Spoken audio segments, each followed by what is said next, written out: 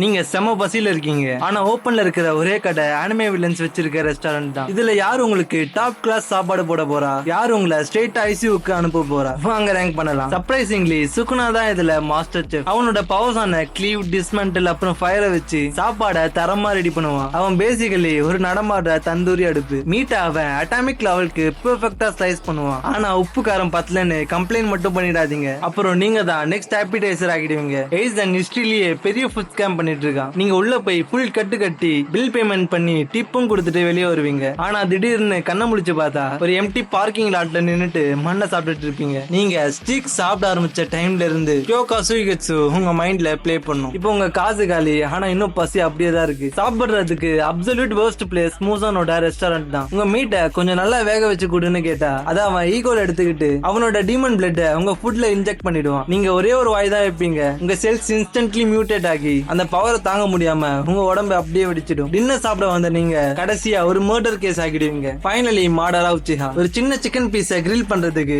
அந்த பில்டிங் மேலேயே ஒரு பெரிய மீட்டியோரை இறக்கிடுவான்.